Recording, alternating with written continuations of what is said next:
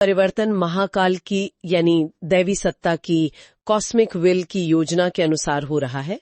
मनुष्य तो बस निमित्त मात्र है, एक इंस्ट्रूमेंट है। इसीलिए सबसे आह्वान किया गया है कि इस काम में जुड़ें। जी, सभी प्राणवान व्यक्तियों से जिनमें क्षमता है, उनसे आह्वान है कि इस नव सृजन के कार्य में अपनी क्षमता के अनुसार समयदान दें, अंशदान दें, मतलब अपने संसाधन लगाएं। और पूज्य गुरुदेव ने ये आश्वासन भी दिया कि वो स्थूल रूप में रहें या न रहें, ये मिशन, ये विचार प्रवाह दैवी मार्गदर्शन में चलता ही रहेगा। नमस्ते। आज हम एक बहुत ही अहम, एक महत्वपूर्ण पुस्तक पर चर्चा करने वाले हैं, 21वीं सदी का गंगावतरण।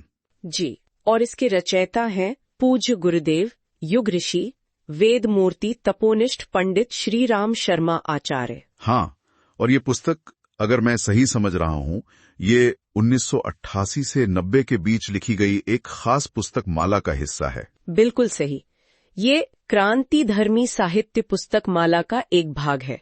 और पूज्य गुरुदेव ने वंदनीय माता जी से वसंत पंचमी 1990 को ये कहा भी था कि उनका भौतिक शरीर शायद न रहे, पर उनका ज्ञान शरीर, हाँ, उनका ज्ञान शरीर, मतलब ये क्रांति धर्मी साहित्य यही जीवित रहेगा।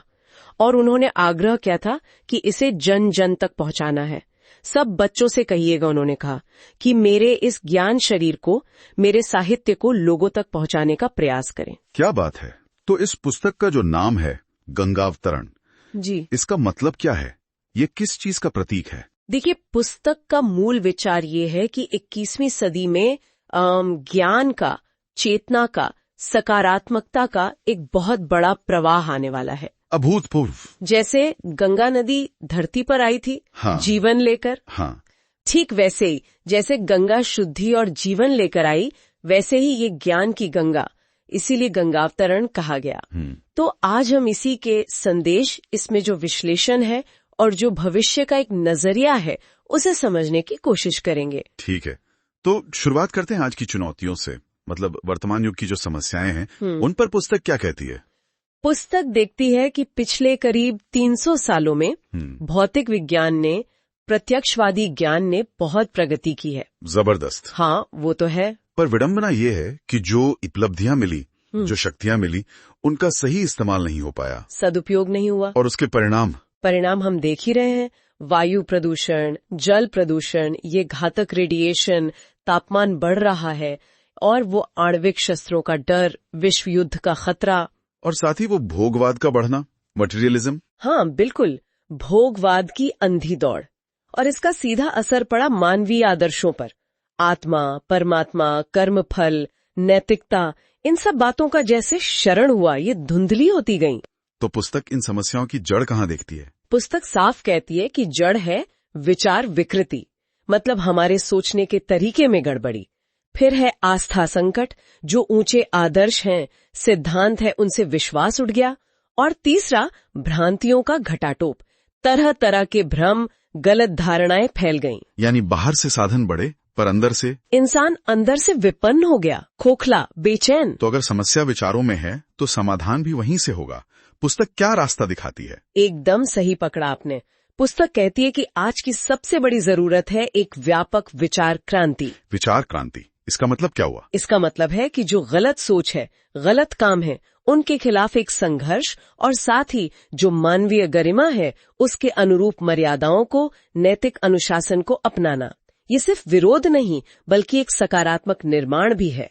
और यही पुस्तक के अनुसार नव युग लाने का, सतयुग की वापसी का एकमात्र तरीका है। हाँ, यही एकमात्र उपाय बताया गया है। और इस विचार क्रांति को शुरू करने का बीड़ा खुद पूज्य गुरुदेव ने उठाया। जी हाँ, उन्होंने अपना पूरा जीवन, अपने सारे संसाधन इसी काम में लगा दिए। शुरुआत उन्होंने की साहित्य के माध्यम से। उन्होंने बहुत लिखा है, सुना है। हाँ, बहुत, लगभग 2500 पुस्तकें लिखी।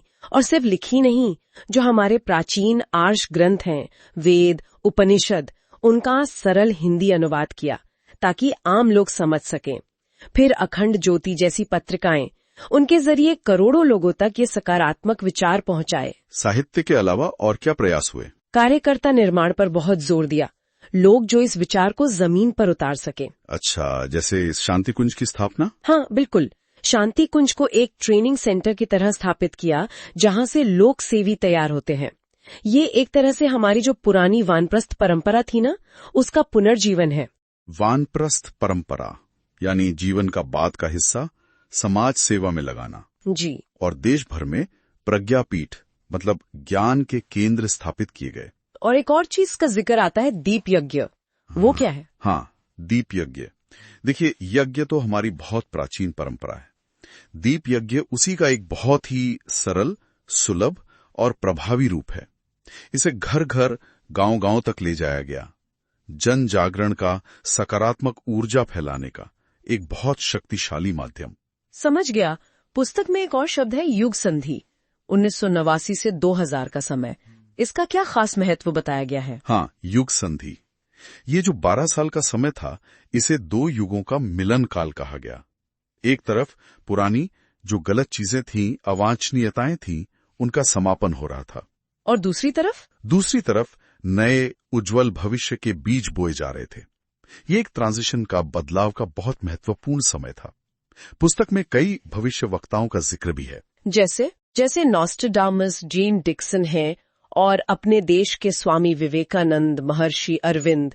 इन सब के कथनों का हवाला देते हुए बताया गया है कि 21वीं सदी सत्य, समता, एकता और शांति का युग होगी, और इसमें भारत की भूमिका बहुत महत्वपूर्ण होगी। और इसी कॉन्टेक्स्ट में शांति कुंज को आध्यात्मिक गंगोत्री कहा गया है, मतलब जहां से ये नई आध्यात्मिक धारा निकल रही है। जी बिल्कुल, नई सदी के लिए ज्ञान और प्रेरणा का उद्गम स्थल। वो विज्ञान और अध्यात्म को जोड़ने का, उनके समन्वय का अद्भुत काम भी कर रहा है। एक और महत्वपूर्ण पहलू है पुस्तक में, नारी जागरण। हाँ, ये बहुत महत्वपूर्ण है। नारी जागरण को युग परिवर्तन का एक महान आंदोलन बताया गया है। नर और नारी एक समान, इस सिद्धांत पर बहुत बल है। और शांति कुंज ने इस दिशा में क्या काम किया? महिलाओं की शिक्षा, उनको स्वावलंबी बनाने, उनकी प्रगति के लिए बहुत खास प्रयास किए गए। जैसे 24,000 महिला दीप यज्ञों का आयोजन हुआ, और जो खर्चीली शादियां जैसी कुरीतियां हैं, उनके खिलाफ अभियान चलाए गए। आखिर में एक बात और, पुस्तक का ये भी मानना है कि ये सब जो हो रहा है, ये किसी दैवीय योजना का हिस्सा है। हाँ, ये दृढ़ विश्वास है पुस्तक का कि ये परिवर्तन महाकाल की, यानी दैवी सत्ता की, कॉस्मिक विल की योजना के अनुसार हो रहा है। मनुष्य तो बस निमित्त मात्र है, एक इंस्ट्रूमेंट है। इसीलिए सबसे आह्वान किया गया है कि इस काम में जुड़ें। जी, सभी प्राणवान व्यक्तियों से जिनमें क्षमता है, उनसे आह्वान है कि इस नव सृजन के कार्य में अपनी क्षमता के अनुसार समयदान दें, अंशदान दें, मतलब अपने संसाधन लगाएं। और पूज्य गुरुदेव ने ये आश्वासन भी दिया कि वो स्थूल रूप में रहें या न रहें, ये मिशन, ये विचार प्रवाह दैवी मार्गदर्शन में चलता ही रहेगा। तो संक्षेप में कहें तो 21वीं सदी का गंगावतरण सिर्फ भविष्य की कोई तस्वीर नहीं है, बल्कि ये आज कैसे जिएं, कैसे काम करें, उसके लिए एक स्पष्ट गाइडलाइन है, एक कॉल टू एक्शन है। बिल्कुल, ये दिखाती है कि हमारे विचारों में कितनी ताकत है, और अगर हम संगठित होकर प्रयास करें तो कितना बड़ा सकारात्मक बदलाव ला सकते हैं। हाँ, जरूर। जैसा कि ये पुस्तक संकेत करती है, ज्ञान की ये गंगा तो अवतरित हो रही है, ये प्रवाह आ रहा है।